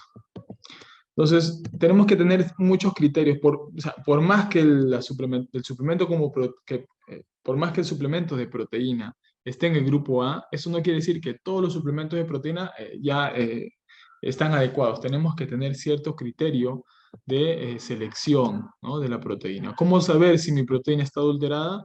Número uno, tienes que revisar que tenga etiqueta nutricional. Si te venden un suplemento de proteína que no tiene etiqueta nutricional, de inicio puedes descartarlo. Y aún teniendo etiqueta nutricional no podemos fiarnos del todo, como ya hemos visto en el ejemplo anterior. Todas estas proteínas tenían su etiqueta nutricional, pero lo que realmente tenían era diferente, ¿no? Pero si es que quiero de inicio, ¿no? Para ir descartando, bueno, tiene que tener su etiqueta nutricional. Si no tiene su etiqueta nutricional, descártalo por completo, ¿no? Esta etiqueta nutricional, ¿no? Luego, eso no basta, sino tienes que revisar que tenga el aminograma completo. ¿Qué es el aminograma? Es esto de aquí. Eh, un etiquetado que te va a permitir ver todos los miligramos de aminoácidos. Si no tiene un aminograma, descarta. Número 3, revisar los miligramos de glicina y glutamina, por ejemplo, ¿no? Dentro del aminograma ves los miligramos de glicina, aquí está, glicina, y de glutamina para ver los rangos específicos, si es que, por ejemplo, la glicina es en la toma de 20 gramos más o menos de proteína. Si la glicina está entre 400 miligramos y la glutamina entre 4000, está sin adulterar. Y si es una presentación de 40 gramos por servicio, pues la glicina tendría que estar entre 800 y la glutamina entre 8000. Si tiene rasgos mayores a estos, podría estar adulterada, ¿no? Por ejemplo, aquí vemos un ejemplo de un suplemento de glicina. ¿Cuánto tiene? Mayor a 400. Podría por ahí estar adulterada. ¿Por qué? Hay una práctica que se empezó a hacer en los suplementos de proteína, que es el famoso aminospiking. ¿Qué es el aminospiking? Simplemente es agregar aminoácidos baratos al suplemento de proteína. ¿Por qué? Porque la prueba de laboratorio lo que mide es el nitrógeno de los aminoácidos, ¿no? Entonces, tenemos aminoácidos altamente nitrogenados y muy baratos, o aminoácidos muy baratos que pueden aportar nitrógeno en la prueba de laboratorio. Entonces, si yo pongo puros aminoácidos baratos y en el laboratorio va a salir que hay proteína porque hay presencia de nitrógeno, ¿no? Es un sesgo, ¿no? Es una práctica sesgada que en algunos suplementos se suele hacer, es rellenar con aminoácidos baratos. Aquí tenemos otro ejemplo, ¿no? La glicina, aquí por ejemplo, 5000 miligramos, ¿no? Hay que tener en cuenta eso también, ¿no? Por eso es importante ver que haya un aminograma completo. Luego también tienes que revisar que que la leucina sea mayor a 3 por cada 30 gramos, ¿no? La glicina mayor a 3 por cada 30 gramos. Acá vemos un ejemplo, 30 gramos y la glicina apenas llega a 2,5. ¿No? Acá tenemos otro ejemplo, 30 gramos y la glicina llega a 1,9, ¿no? Muy pobre en glicina, ¿no? Entonces, por ahí puede que haya una alteración, ¿sí? Luego, revisar que no tenga aminoácidos de relleno, ¿no? Esto es lo que les mencionaba, ¿no? El amino spiking, ¿no? Revisar que no tenga taurina, creatina o glutamina, etcétera. Ahora, por más que la creatina sea un suplemento con alta evidencia científica, si está dentro de una proteína, de preferencia, no la compren, por favor. ¿Por qué? Porque la creatina es altamente nitrogenada, ¿no? Y puede sesgar un resultado de laboratorio. Así que siempre la creatina se consume aparte, ¿no? Porque uno se emociona, uy, proteína más creatina juntos, bien, entonces ya no compro la creatina. No, pero te están engañando, están metiendo creatina por el valor altamente nitrogenado y están rellenando de aminoácidos. Un suplemento de proteína no tiene que tener absolutamente nada, tiene que tener como ingrediente únicamente proteína concentrada de suero de leche, nada más. Si es que dice así, está muy bien, ¿no?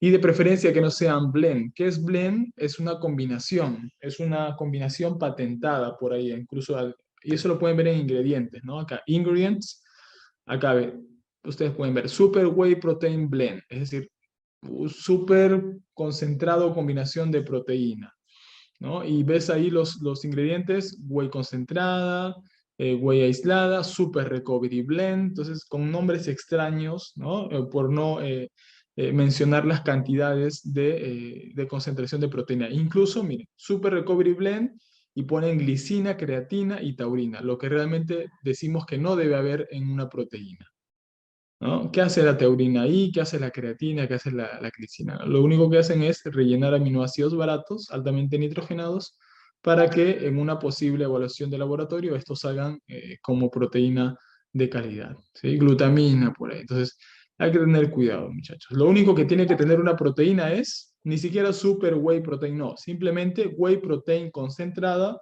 o whey protein isolate, ¿sí? Lo único, ningún ingrediente más. Y bueno, esos son los criterios de selección que ustedes tienen que tener en cuenta, ¿sí? Lo vamos a enviar ahí en el PPT para que ustedes puedan ver. Eh, bueno, más que daño, están estafando en la proteína, ¿no? Lo que dice tener realmente no tiene. Entonces, un daño para el bolsillo y por ahí si es que tiene un ingrediente no declarado, podría haber un daño a la salud. Así que hay que tener en cuenta eso también, ¿sí? Continuamos. Bien, entonces, bueno, aquí a modo de resumen, tenemos la proteína de suero de leche, concentrada, aislada, hidrolizada. Por ahí tenemos también la caseína, también tenemos proteínas de origen vegetal, que a día de hoy se sabe que son igual de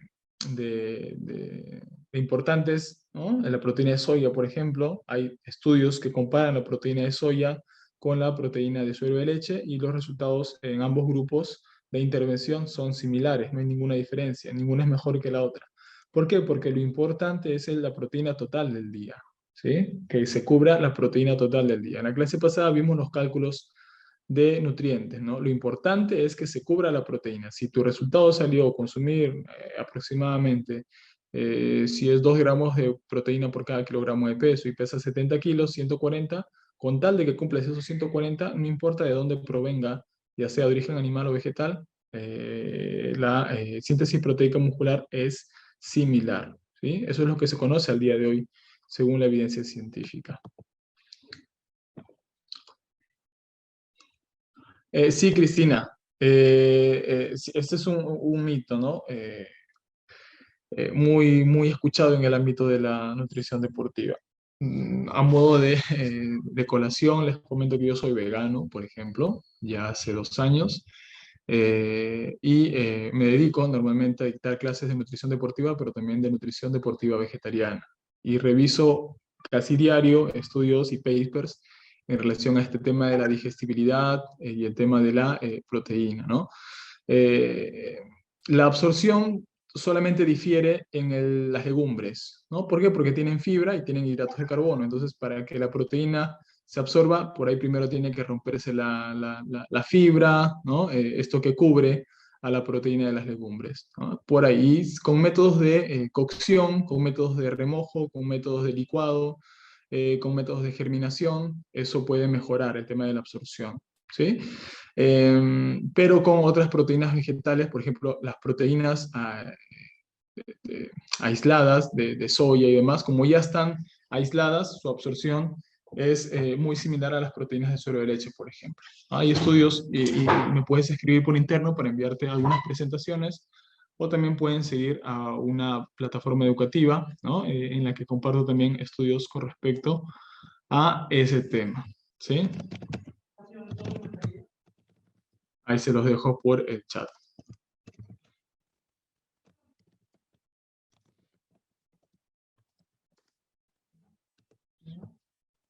Muy bien. Con respecto al tema de proteínas vegetales y demás. Además, recuerden que hace 2, 3 días la final del Wimbledon, ¿no? De tenis se dio entre eh, Djokovic y el otro su contrincante, los dos veganos, ¿no? Por ahí se los dejo, ¿no? Porque hay mucho ese mito también, ¿no? Que un deportista de alto rendimiento no puede ser vegano, seguir una alimentación sin proteína de origen animal y demás. Ahí tienen un ejemplo de un campeón, multicampeón mundial como Novak Djokovic, las hermanas de atletismo también, perdón, de tenis, Serena Williams y demás, también siguen una alimentación con proteína de origen vegetal y demás. Así que sería importante, ¿no? Tener un tema con respecto a esto. Pero continuamos con lo nuestro de suplementos deportivos el día de hoy. Ahí pueden seguir más información. Ahí les dejé la plataforma educativa en Instagram. ¿Qué más? Bien, los requerimientos de proteína, recuerden que lo importante es que, lo que les mencionaba, ¿no? Que se cubra el total diario, ¿sí? Y tenemos diferentes ingestas para diferentes objetivos.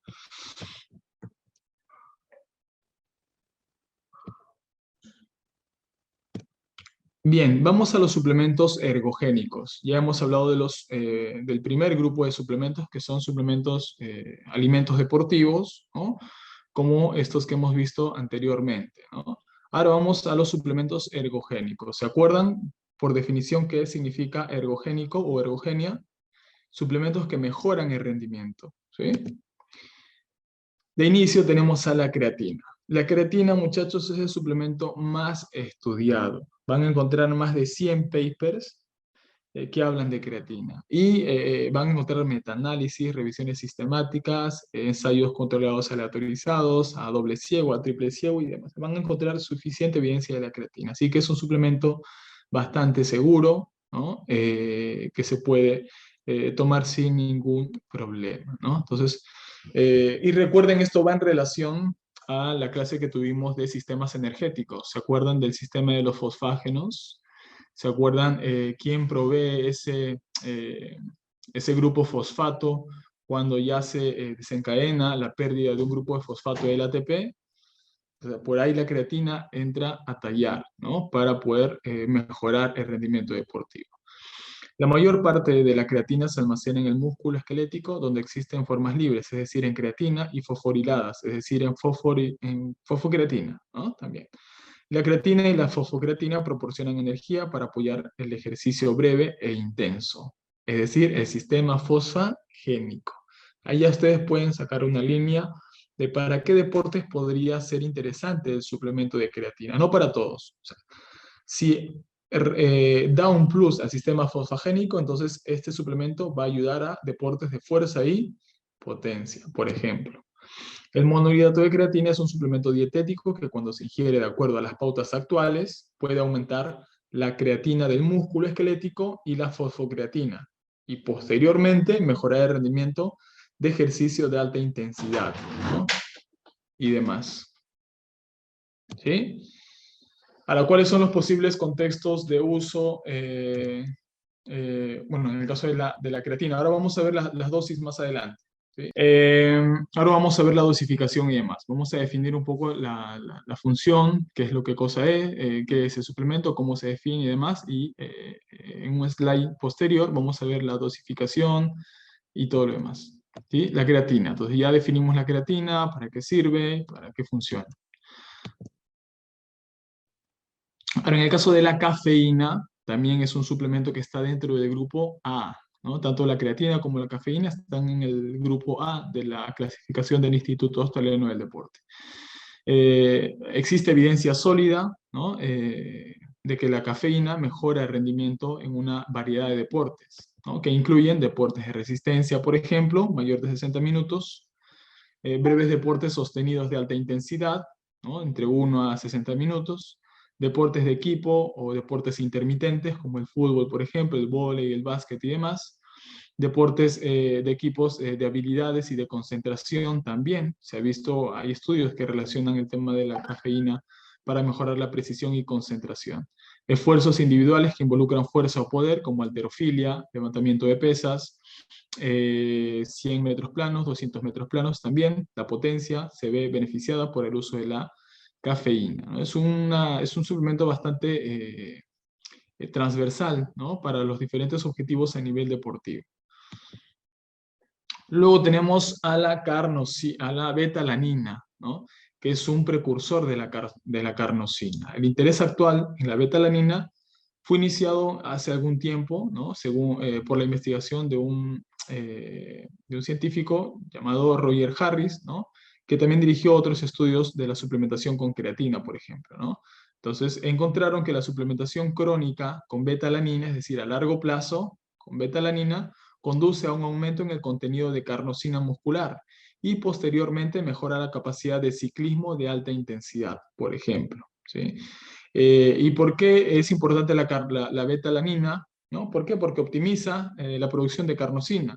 Y la carnosina es un dipéptido que contiene histidina, que se encuentra en varios tejidos humanos, ¿no? Pero muestra su mayor concentración en el músculo esquelético y se forma a partir de los aminoácidos betalanina e histidina. Entonces, por eso se suplementa con betalanina para que haya mayor concentración de carnosina y esta pueda desencadenar en el óxido nítrico. ¿Sí? Por ahí ya vamos relacionando diferentes suplementos y demás. Luego tenemos los nitratos, que también es un precursor del óxido nítrico. ¿Sí? El óxido nítrico como tal no se puede suplementar porque el óxido nítrico es un gas.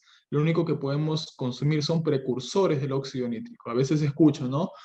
Por ahí a muchachos decir, no, yo tomo mi óxido nítrico. Es imposible tomar óxido nítrico porque el óxido nítrico es un gas. Lo que tomamos son precursores del óxido nítrico, ¿no? Nitratos, betalanina, carnosina y demás. Luego tenemos, bueno, los nitratos se puede utilizar para mejorar la disponibilidad en el cuerpo de una molécula llamada óxido nítrico, ¿no? El óxido nítrico es importante para una variedad de funciones que son esenciales para la vida e importantes para el rendimiento deportivo también, ¿sí? Y también regula el tema de la presión arterial y el flujo sanguíneo, la respiración mitocondrial y demás.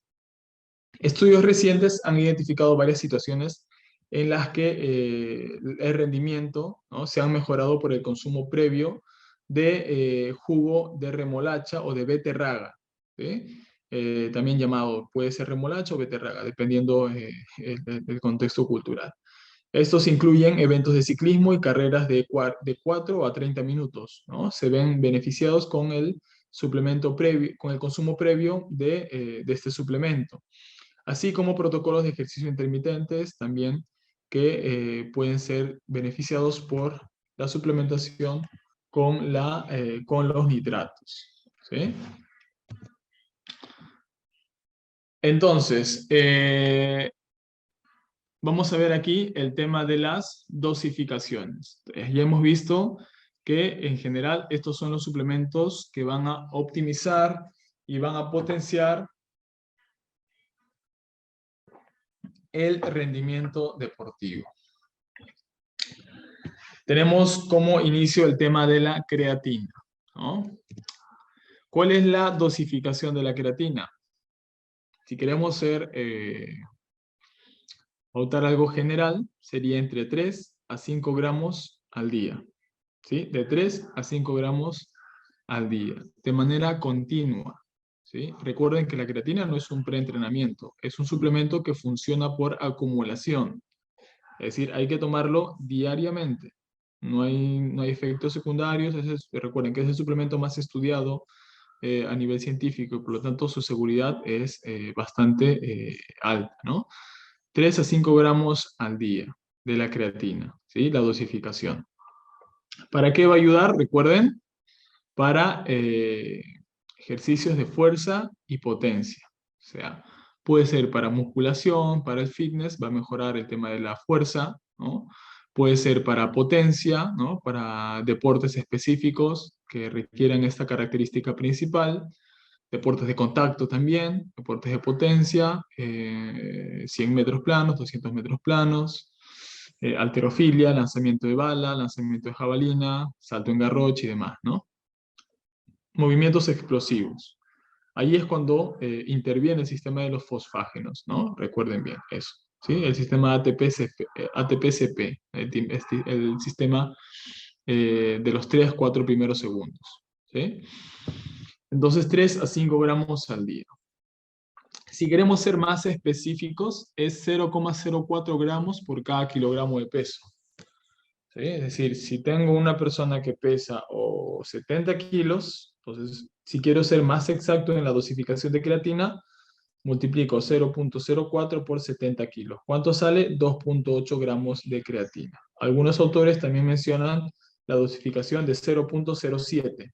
Entonces podemos ir en ese rango, ¿no? Entre 0,04 a 0,07 por cada kilogramo de peso. ¿Sí? Bien. Actualmente ya no se recomienda la fase de carga. Hace algunos años, ¿sí?, se recomendaba la famosa fase de carga, ¿no?, de 2 semanas, ¿no? De 14 días, 10 días, dependiendo el protocolo. Se hacía una fase de carga de creatina, ¿no?, de casi 20 gramos al día, para luego recién hacer una fase de mantenimiento. Actualmente esa fase de carga ya no es necesaria, algunos la hacen, otros no la hacen, las diferencias no son significativas. Sin embargo, ya se recomienda que no es necesaria, ¿no? No es imprescindible, mejor dicho, ¿sí? Hay que tomar la creatina en cualquier momento del día, porque su efecto no es agudo, sino su efecto es a largo plazo, ¿sí? Cuando ya las reservas de creatina en el músculo ya están saturadas, recién hace efecto la creatina, más o menos a los 14 días de iniciado su consumo, ¿no? 14, 10 días, ¿sí? El tema de la creatina. Así que la creatina también, otro efecto aparte, mejora la resíntesis de glucógeno muscular, por ejemplo, ¿no? Entonces, optimiza la síntesis de glucógeno muscular. ¿Qué más? A veces se ha relacionado la creatina con la alopecia, que es la pérdida de cabello. Bueno, la evidencia actual, no hay relación al tema de la creatina. Sí es cierto que hay mejores respondedores y no respondedores al tema de la creatina, pero en su mayoría todos se benefician del tema de la creatina. Hay estudios también que relacionan la creatina con la función cognitiva, por ejemplo, ¿no? Entonces, también podríamos beneficiarnos con la suplementación de creatina en ese sentido. ¿Sí? Bien, ahora el tema de la cafeína. En el caso de la cafeína, recuerden que esta suplementación de cafeína es con la cafeína aislada, es decir, en suplemento, no la cafeína del café. La cafeína del café, hay algunos alcaloides que inhiben su absorción, ¿no? Es decir, no se absorbe toda la cafeína, interfieren en el tema de su absorción, ¿no? Así que, además, para llegar a las dosis ergogénicas de cafeína, solo con el café tendrías que tomar entre 3 a 4 tazas de café bien cargadas. Entonces, cuando ya está en suplemento, en comprimidos, es más fácil llegar a esas dosis para el efecto ergogénico. Dosis para mitigar el cansancio: estoy cansado de noche, estoy cansado de mañana, quiero despertarme, quiero mejorar mi concentración o voy a quedarme estudiando hasta tarde. La dosis para mitigar el cansancio es entre 1 a 3 miligramos por cada kilogramo de peso. ¿Sí? Entonces, ¿cuánto es más o menos? Si tengo una persona de 70 por 3 miligramos, 210 miligramos para poder mitigar el cansancio. No es para mejorar el rendimiento, eso no, todavía. Para mejorar el rendimiento, la dosis ergogénica es mucho mayor, entre 4 a 6 miligramos por cada kilogramo de peso. Si tengo un deportista de 70 kilos y quiero mejorar su rendimiento, tengo que llegar a 6 miligramos por cada kilogramo de peso. Si es 70 kilos, sería 70 por 6. 420 miligramos de cafeína, ¿no? Para la dosis ergogénica. Ahora, llegar a 420 miligramos de cafeína con café, como les decía, requiere de 3 a 4 tazas de café bien cargadas, ¿no? Entonces, no es práctico, ¿no? Y para eso se recurre a la suplementación de cafeína aislada, como pueden ver en la imagen, ¿no? Y el tiempo es entre 30 a 60 minutos previo a la actividad. 30 a 60 minutos previo a la actividad, al entrenamiento y demás, ¿sí? Luego tenemos a la beta-alanina. La beta-alanina, la dosificación es entre 4 a 6 gramos al día, ¿sí? 4 a 6 gramos al día.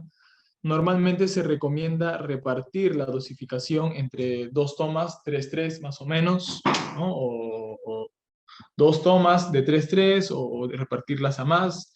¿Por qué? Porque si lo tomamos en una sola toma, la parestesia puede generar cierto fastidio, ¿no? ¿Qué es la parestesia?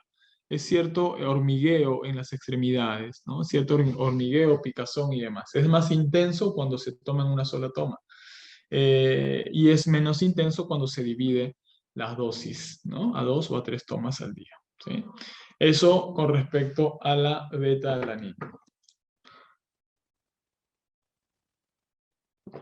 Y luego tenemos a los nitratos, ¿no? Que es un suplemento que ya tiene vasta evidencia científica para poder recomendar, ¿no? La dosis aguda es entre 350 a 600 miligramos 2 horas o a 3 horas antes del entrenamiento. Bueno, en el caso de la beta-alanina particularmente, los que se van a beneficiar de la suplementación con beta-alanina principalmente son los deportes intermitentes, por ejemplo, ¿no? Deportes que tengan características de fuerza, potencia, pero también de resistencia, ¿sí? Por ejemplo, el CrossFit se utiliza más que nada en el CrossFit, ¿sí? La beta-alanina, o también en deportes intermitentes como por ejemplo el fútbol, el vóley y el básquet, también pueden verse beneficiados, pero más esta suplementación con beta-alanina se ve presente en el CrossFit, ¿no? Por esta característica principal de fuerza y potencia, ¿no? Eso principalmente. Luego los nitratos, como les mencionaba, hay que tomarlos entre 2 a 3 horas antes, en la dosis aguda, para poder optimizar el rendimiento. Y también se ha visto ciertos estudios que los nitratos pueden beneficiar a los deportistas que vayan a competir en altura, ¿no? Porque mejoran el tema de la oxigenación o captación de oxígeno, ¿no? Así que eso también podríamos tenerlo en cuenta, ¿sí? Bien, a continuación vamos a ver una estructura de la suplementación eh, simplificada, ¿no? Suplementos como la betalanina que reducen la fatiga, suplementos como la creatina que incrementan la potencia, la fuerza, suplementos como la cafeína que también mitigan la fatiga, el cansancio. Ahí podemos como ver, ¿no? La suplementación simplificada dependiendo en cada contexto particular. Por ejemplo, para fuerza e hipertrofia, ¿qué suplementos serían los más adecuados? Dependiendo esta naturaleza que hemos estudiado. Para disciplinas mixtas, ¿qué suplementos serían los más adecuados? ¿No? O para disciplinas de resistencia, maratón, triatlón, Ironman, ciclismo de ruta y demás, ¿qué suplementos serían los más adecuados? ¿No? Resistencia o endurance, ¿no? Así lo van a ver en los papers de ciencia, ¿no? Bueno, la creatina es más enfocada para deportes de fuerza y potencia o para musculación, ¿no? Por su efecto de mejorar la fuerza y la potencia, ¿sí? La betalanina, como les explicaba, por su efecto de mitigar el cansancio, por tener ese efecto tampón y demás, ¿no? Va a ser mejor utilizarlo en disciplinas mixtas, ¿no? Se ha visto que en disciplinas mixtas tiene mayor beneficio, ¿no? Por ejemplo, el CrossFit, el fútbol, el vóley, disciplinas intermitentes, ¿sí? Aunque también se puede utilizar en ciertos contextos en fuerza e hipertrofia o también en resistencia, ¿sí? El bicarbonato de sodio también es otro suplemento, aunque ya no se utiliza mucho, para poder mitigar el cansancio, la fatiga y demás, por ese efecto tampón, para disciplinas mixtas, para deportes intermitentes y demás, ¿no? Pero se ha visto mucha relación de malestar gastrointestinal cuando se suplementa con bicarbonato de sodio, así que por ahí podría no ser tan recomendable su uso o muy individualizado, ¿no? Para quienes toleran mejor. Los nitratos igual, ¿no? Normalmente se utiliza para disciplinas mixtas. Luego, para resistencia, lo que normalmente se utiliza a nivel de suplementación deportiva como estrategia son los hidratos de carbono en sus diferentes formas, geles, bebidas deportivas, barritas energéticas y demás, ¿no? Y también electrolitos en el perientrenamiento, es decir, antes, durante y después de entrenar, ¿no? Tanto hidratos de carbono como electrolitos. Así que esas serían las situaciones más adecuadas, contextualizadas del uso de estos suplementos, ¿sí? Y por último, la cafeína, como veíamos en el detalle, la cafeína puede ser transversal a todas estas disciplinas. Se puede utilizar la cafeína en, en fuerza e hipertrofia, en disciplinas mixtas y también en resistencia o en endurance, ¿sí? Muy bien, aquí estamos llegando ya a la parte final. Si hay alguna consulta, alguna pregunta, alguna duda, chicos, pueden realizarla para que podamos detallar todo con respecto al tema de la suplementación deportiva. ¿Está todo claro? ¿Qué les pareció la clase? Sí, yo tengo una pregunta. Adelante. No sé si habló un poco sobre ganadores de peso, pero no sé si habló de eso, en realidad no, o sí. Sí lo detallamos en los alimentos mixtos. Ah, ya. O sea, pero lo que dijo principalmente era que no lo escuché. Aquí estamos. Sí,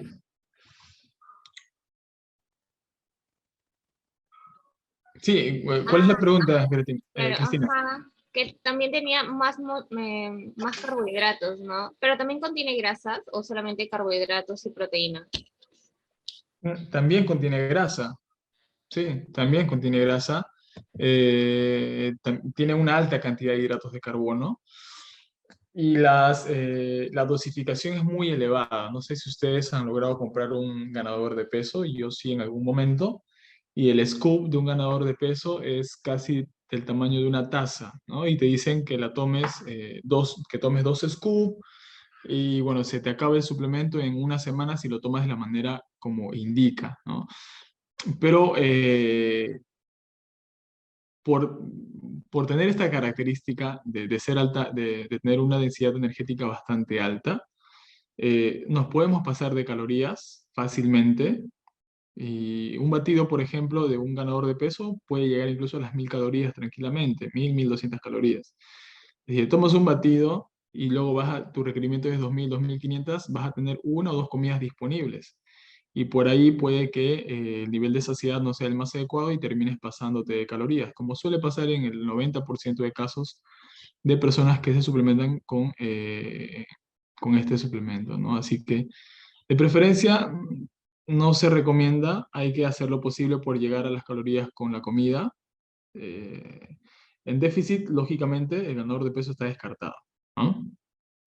Pero en superávit calórico podría ser interesante utilizarlo, siempre y cuando no se llegue a las calorías con la comida, o se haga muy tediosa llegar a ese requerimiento con la comida. Por ahí podríamos de manera estratégica utilizar este suplemento, o también se puede hacer batidos caseros que van a mejorar o van a potenciar, ¿no?, el aporte calórico de lo que requiera. Podría ser en un deportista en etapa de volumen también, donde se podría utilizar, claro, con una planificación correcta, no con las demás comidas sólidas.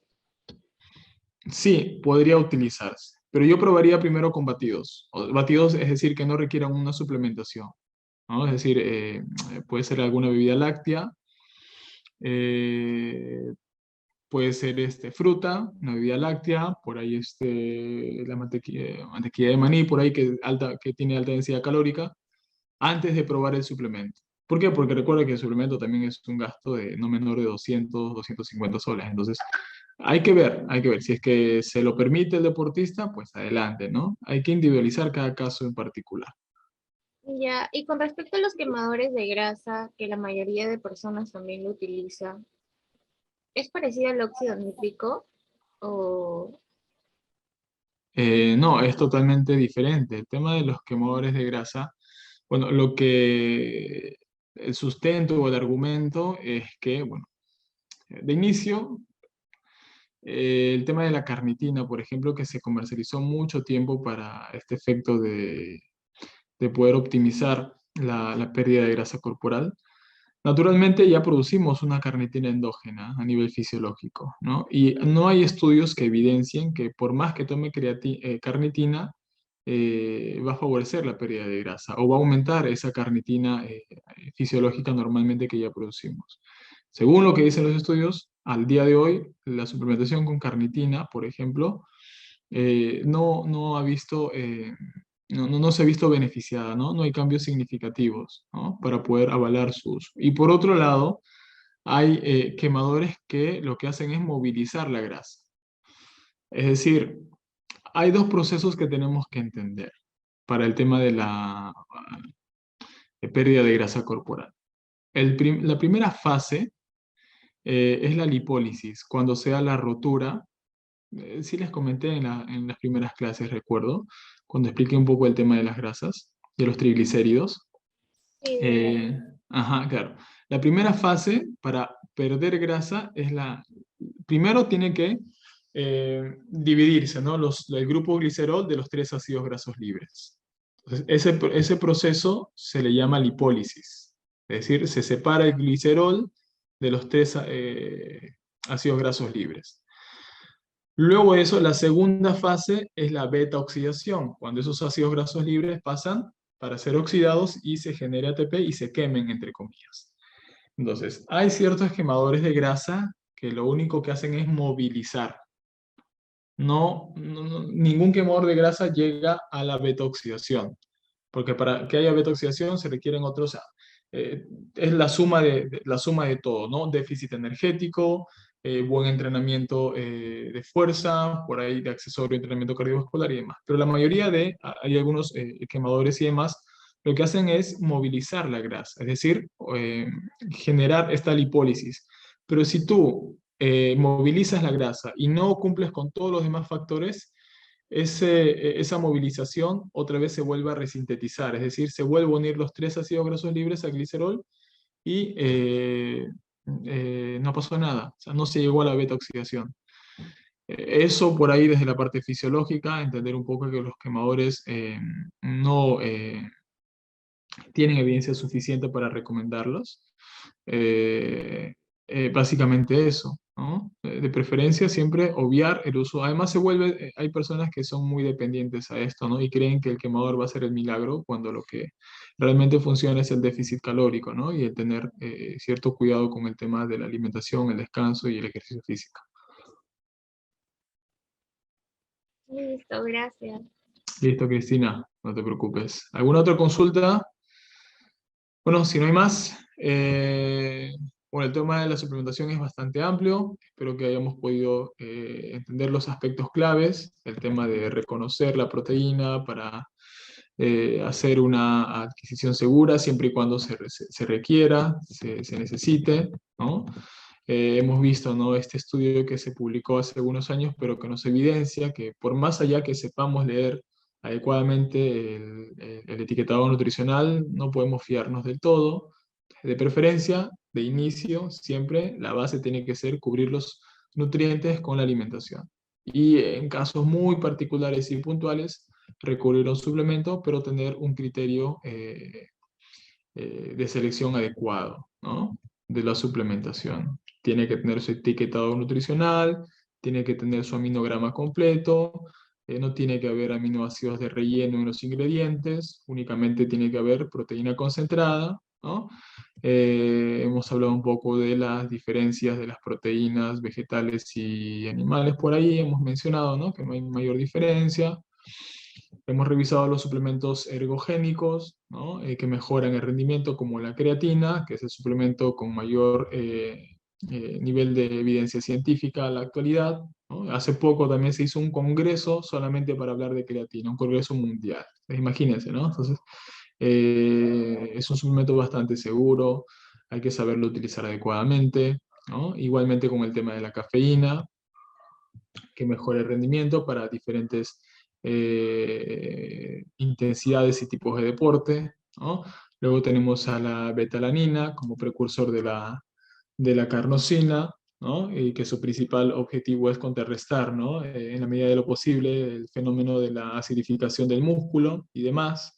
Luego hemos visto el tema de los nitratos, que son precursores del óxido nítrico, ¿no?, que van a ayudar al tema de la vascularización y demás, ¿no?, para potenciar la producción de ATP y todo lo que conlleva mejorar el rendimiento deportivo. Y por último hemos visto pues la dosificación, de las fases de carga en la creatina, ¿no?, los momentos de ingesta. Y luego hemos visto también en qué deportes o en qué contextos serían útiles ciertos suplementos o más beneficiosos, ¿no?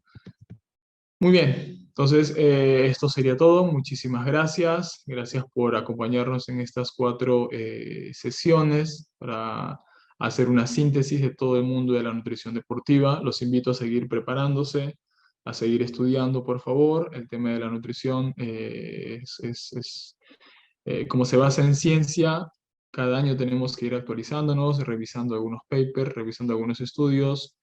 Y bueno, eso sería todo de mi parte. Muchísimas gracias por acompañarme en estas 4 clases. Esperemos vernos pronto en un nuevo curso, ¿no?, con temas diferentes, con temas actualizados o reforzar algunos temas también. Así que muchísimas gracias.